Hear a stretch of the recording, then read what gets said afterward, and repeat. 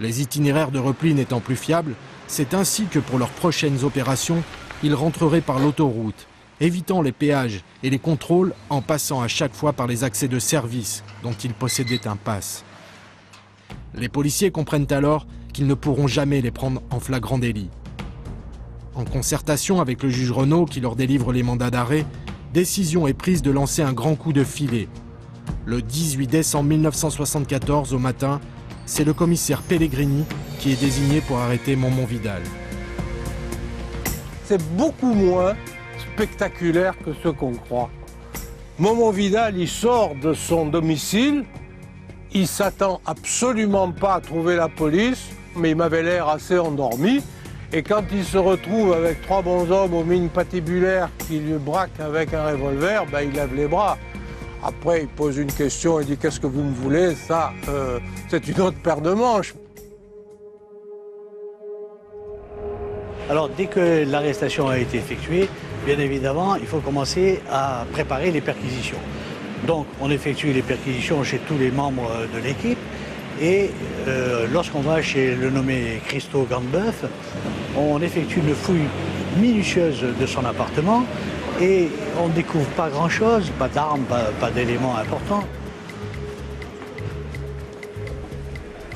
Sinon que dans un de ses costumes, dans la poche de l'un d'eux, on découvre une quittance d'électricité à un nom dont on ignorait l'existence jusqu'à ce jour, mais qui indiquait une adresse qui était effectivement rue Sainte-Marie des Terreaux au numéro 5.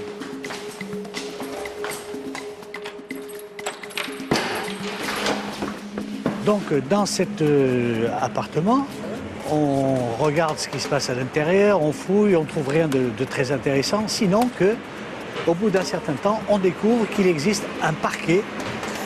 Et lorsqu'on décèle les lames de ce parquet, qu'on y découvre des armes de poing, des fusils mitrailleurs, des pistolets à pompe, et, élément le plus intéressant, en dehors des cagoules qui constituent l'attirail complet des parfaits braqueurs, on y trouve des liasses de billets qui proviennent des hold-up commis à Lens et dans le nord de la France.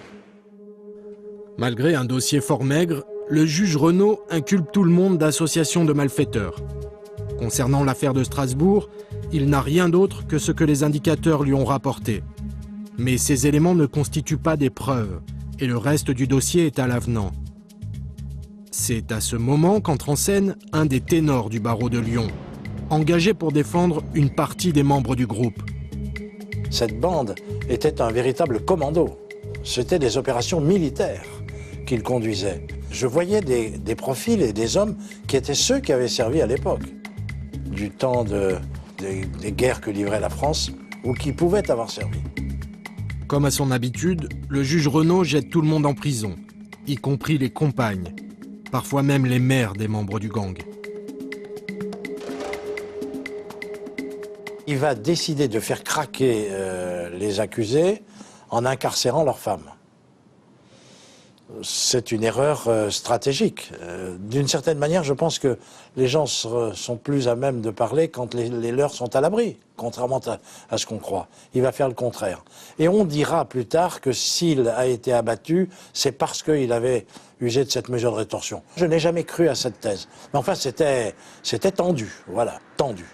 Incontestablement, les meurtriers du juge Renaud sont des professionnels. Il était 2 heures du matin. Quand 4 hommes à bord d'une Tonus se sont approchés de lui, il rentrait à son domicile en compagnie d'une jeune femme, d'ailleurs le seul témoin du meurtre.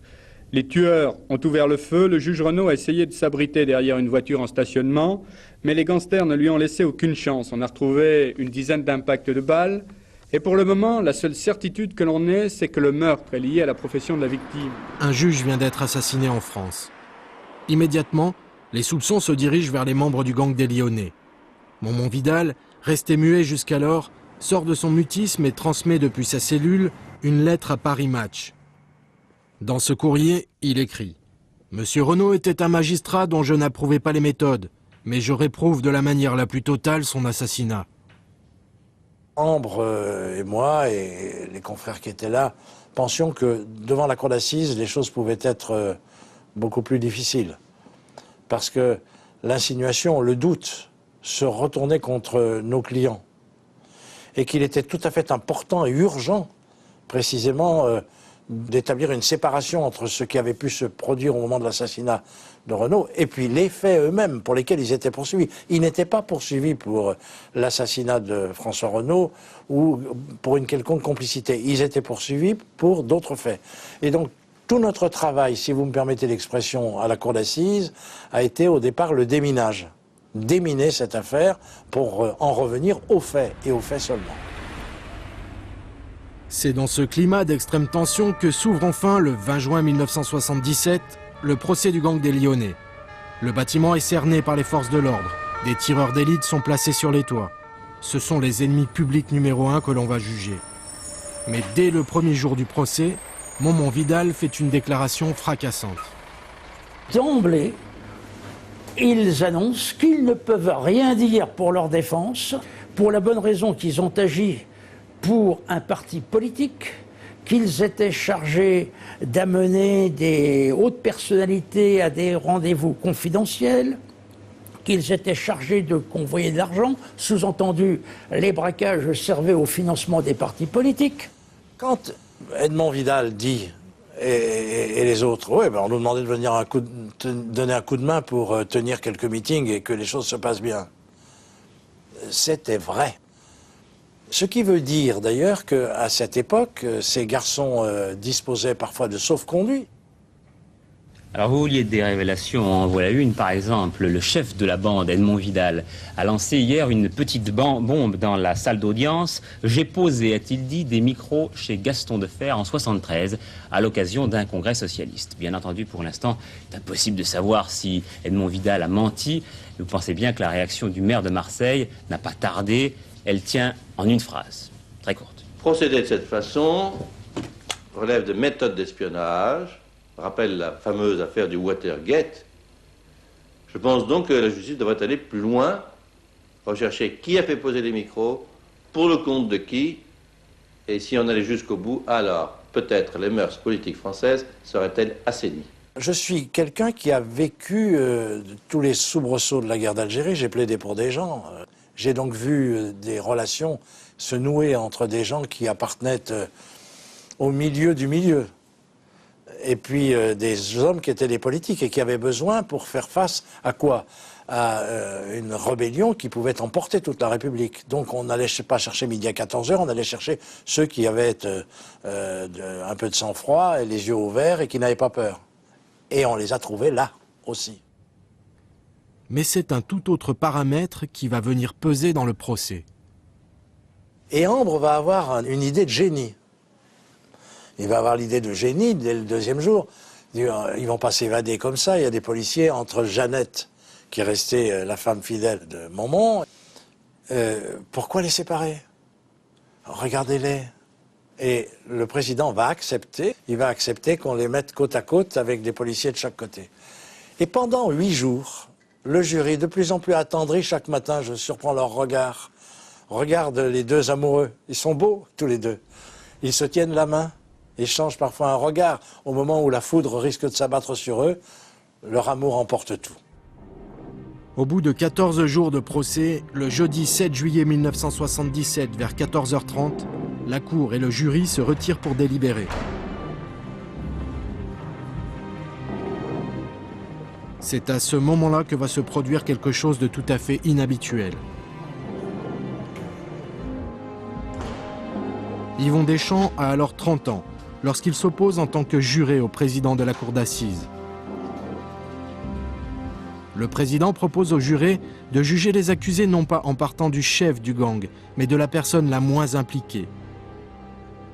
Il propose ainsi une peine de 15 années d'emprisonnement pour Jean-Pierre Gandebeuf, dit Christo. On se demandait où ça allait s'arrêter pour les autres.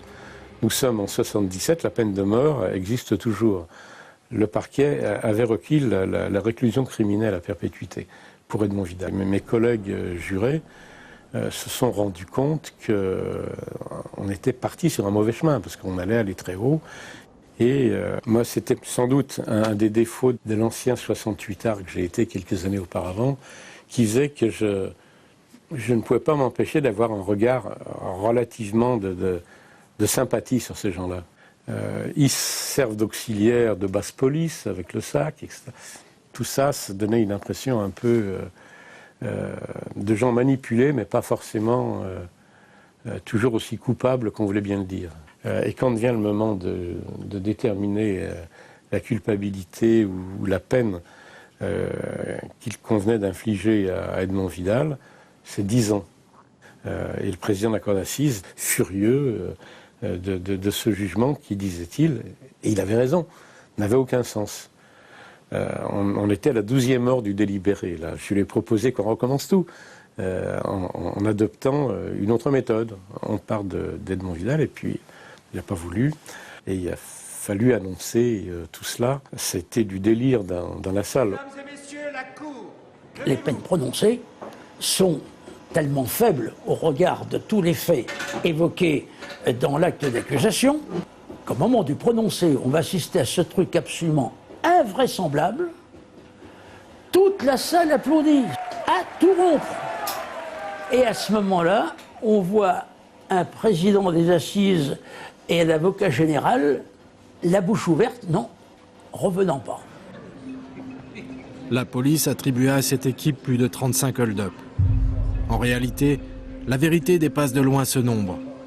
Plus de 4 années d'investigation auront été nécessaires aux enquêteurs avant de mettre la main sur le gang des Lyonnais. 2 années de procédure et un procès mouvementé pour parvenir à juger ces hommes qui ne sont désormais plus les ennemis numéro 1, mais de véritables symboles. Momon Vidal, enfin psychologue, l'a bien compris.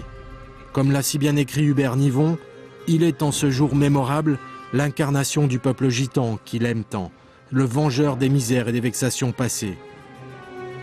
Ma longue expérience, après maintenant plus de 50 années de cour d'assises et de tribunaux, ceux-là, je ne les ai jamais rencontrés ni avant ni après. Ils sont uniques. Je crois qu'ils font partie d'une certaine histoire. J'ai du respect pour eux, leurs successeurs. Voilà, c'est ce que je veux dire. Cela dit, ils ne recommandent pas de faire ce qu'ils ont fait. Et je vais dire pourquoi. D'abord parce que c'est pas bien, et surtout parce que les autres ne le feraient pas aussi bien.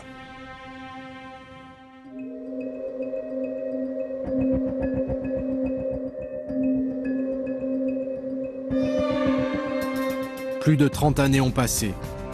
La plupart des acteurs de cette épopée ont aujourd'hui disparu. Certains de manière violente. Mais leur histoire fait désormais partie de la mémoire lyonnaise. Edmond Vidal, leur chef, se consacre aujourd'hui à sa famille et aux siens. Toujours très bien entouré, il continue de cultiver son sens profond de l'amitié.